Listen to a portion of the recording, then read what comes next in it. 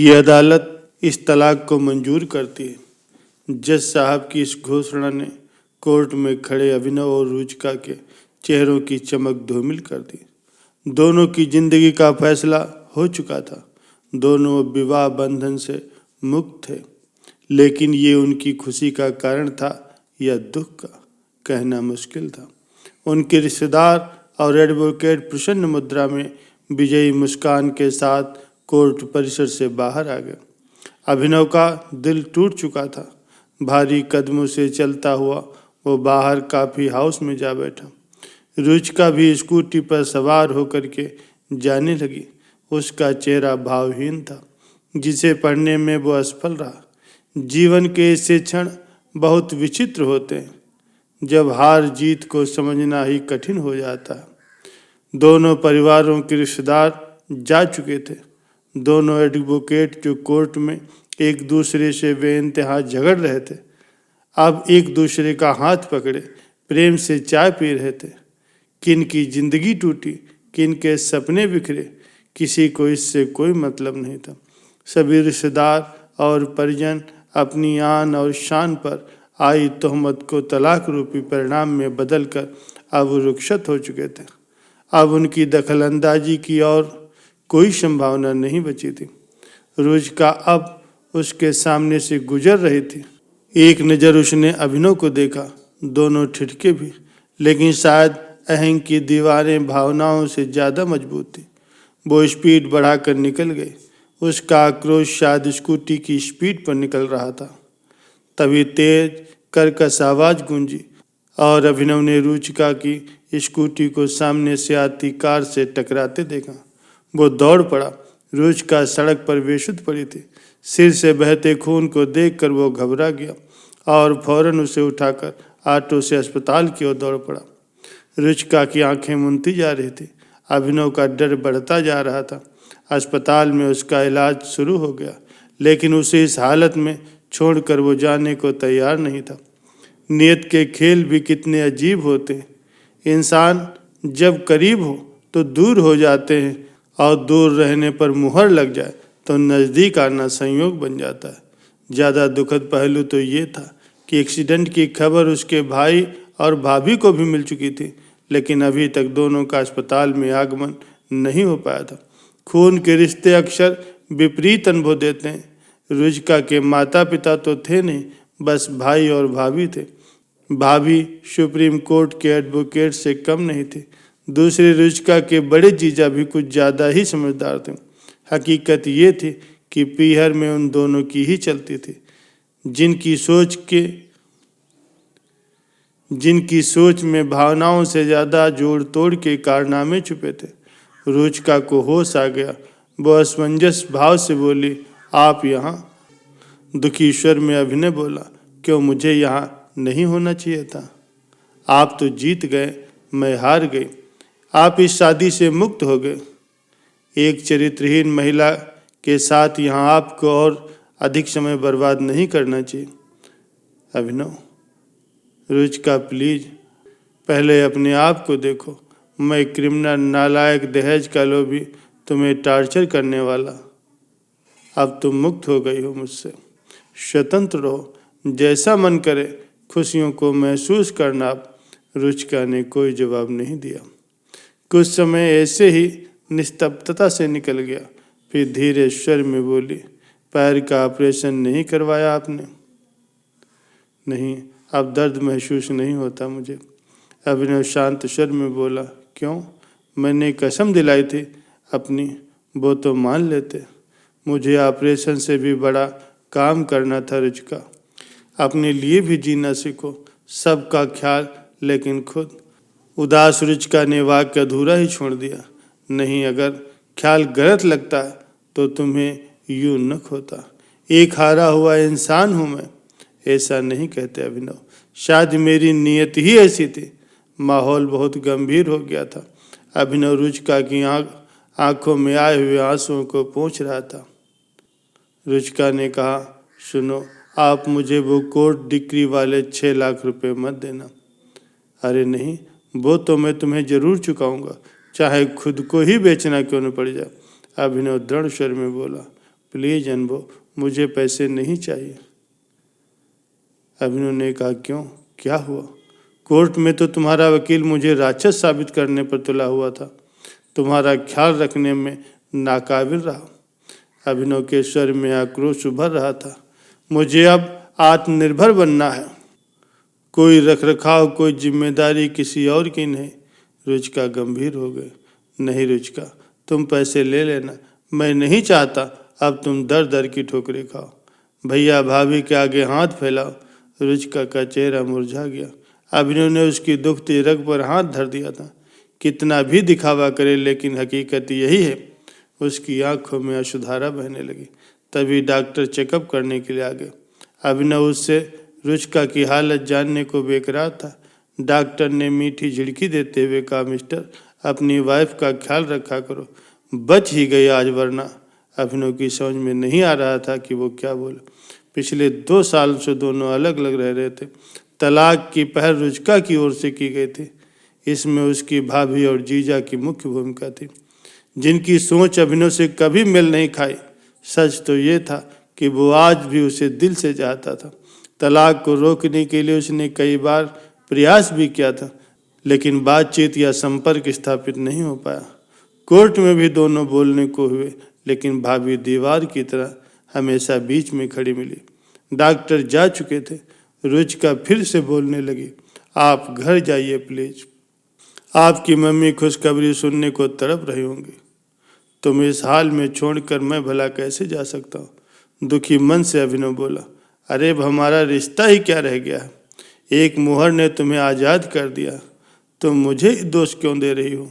तलाक के पेपर तो तुमने ही भेजे थे। चलो छोड़ो, अब सब बदल गया, रास्ते अलग अलग हैं, नई जिंदगी है, इसीलिए फॉर्मेलिटी छोड़ो। रुचिका की हंसी के पीछे का दर्द साफ झलक रहा था। एक बात पूछूं, क्या तुम्हें सच में लगता है कि मेरे किसी और से प्रेम संबंध थे? अभिनव ने उदास स्वर में पूछा। नहीं, मैं जानती हूँ आप ऐसे नहीं हो। तो फिर तुमने कोर्ट में मेरे लिए ऐसी बात क्यों कही? इसलिए ताकि आप मुझसे पीछा छुड़ा सको। आपके घर वाले यही चाहते थे कि मैं आपकी ज़िंदगी से दूर हो जाऊं। अभिनव कुछ और बोल पाता उससे पहले ही रूबिका के भाई और भाभी दंदनाते हुए आ पहुँचे। भाई अभिनव पर गरजने लगा, मिस्टर, आप क्या जान लेकर ही मानोगे मेरी बहन की? अभिनव खून का घूंट पी करके रह गया। वहाँ हंगामा करना व्यर्थ था।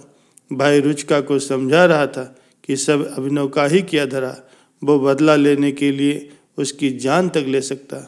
रुचिका और अब चुप नहीं रह सकी। प्लीज मुझे अकेला छोड़ दो, मैं अब जीना नहीं चाहती। अभिनव का वहाँ रहना अब संभव नहीं था। घर पहुँचते ही उसे एक और जोर का झटका लगा। ड्राइंग रूम में बहन बहनें वगैरह सब जीत का जश्न मना रहे थे। टेबल पर मिठाई सजी थी। मानव मन की ऐसी विचित्रता पर उसे कोफ्त होने लगी। क्या इंसान इतना संवेदनशील हो सकता है? व्यथित मन से वो अभी भी अपनी हार जीत को समझने में लगा था। रात के 9 बज रहे थे। बिस्तर पर पड़ा अभिनव करवटें बदल रहा था। उसे आज जीवन का कड़वा सच महसूस हो रहा था। रिश्ते की अहमियत तभी समझ में आती है जब सब कुछ ध्वस्त हो जाता। रुचिका 2 साल पहले घर छोड़कर जा चुकी थी, पर एक उम्मीद थी कि वो वापस जरूर आएगी। लेकिन आज कोर्ट की मुहर ने वो उम्मीद ही खत्म कर दी। उसकी आंखें नम हो गई। अलमारी में आज भी रुचिका की कुछ साड़ियाँ और कपड़े रखे थे, जिन्हें अभिनव ने स्मृतियों की धरोहर समझकर सजेहा था। रुचिका का अक्ष अब जेहन से हटने को तैयार नहीं था।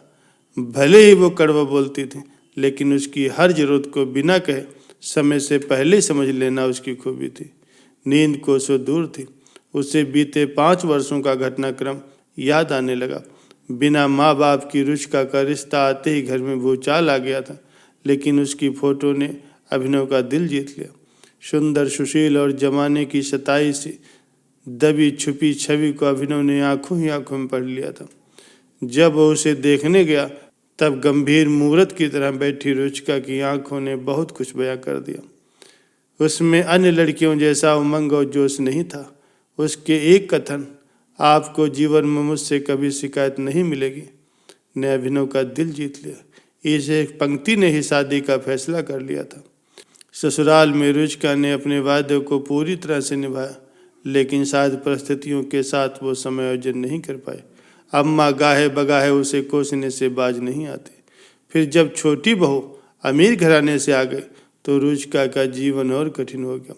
अभिनव के पास कोई स्थायी रोजगार नहीं था, जबकि छोटा भाई सीए बन चुका था। भाई की बड़ी आमदनी ने अभिनव को बड़े से छोटा बना दिया और रुचिका को और भी ज़्यादा महत्वहीन। वो टूटती गई। 3 साल ऐसे ही किचकिच में बीत गए और एक दिन अभिनव की अनुपस्थिति में उसके भाई और जीजा उसे पीहर छोड़ गए। अब बात मान सम्मान और अहम में फंस गए। जिन्हें अपने जीवन का फैसला करना था वह अन्य लोगों के अभिमान में उलझ कर रह गए। अभिनव ने पहल की, लेकिन सामर्थ्यहीन होकर उसने भी घुटने टेक दिए।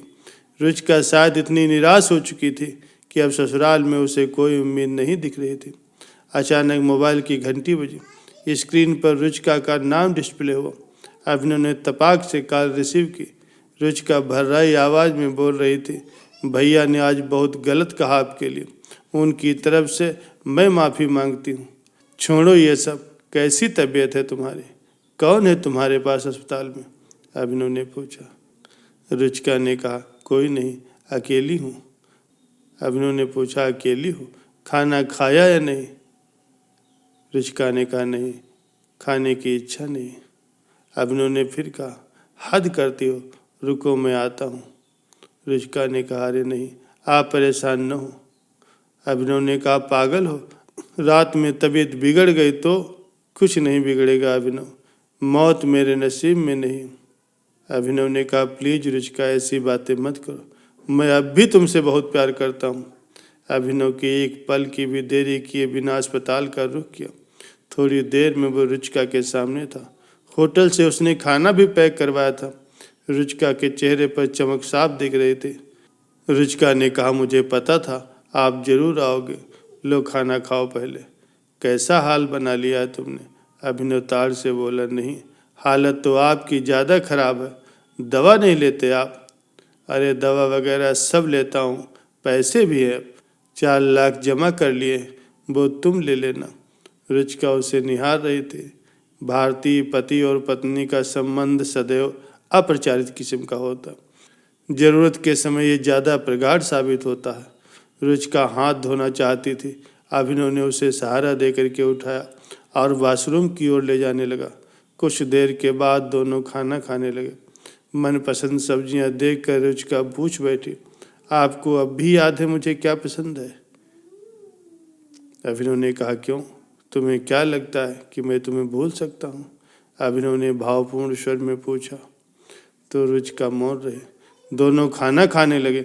अभिनव ने उसे सहारा दे रखा था, सहारा शारीरिक, मानसिक और आत्मिक, जिसकी जरूरत प्राय सभी को रहती है। कुछ पल ही मौन निस्तब्धता के बाद अभिनव बोला, रुचिका, मेरी एक बात मानोगी? रुचिका ने कहा, क्या? रुचिका के स्वर में उम्मीद की एक झलक महसूस हो रही थी। वापस चलो तो, मुझे तुम्हारी ज़रूरत है। रुचिका के मुख से शब्द उच्चारित नहीं हो रहे थे। उसका सिर अभिनव के सीने से सट गया। अभिनव ने उसे बाहों में भर लिया। पूर्व में हुई गलतियों को दोनों ने समय रहते सुधार लिया। दोनों की जिंदगी बिखरने से बच गई। आज की कहानी आप सबको कैसी लगी कमेंट करके अवश्य बताइए। वीडियो देखने के लिए आप सभी का बहुत बहुत धन्यवाद।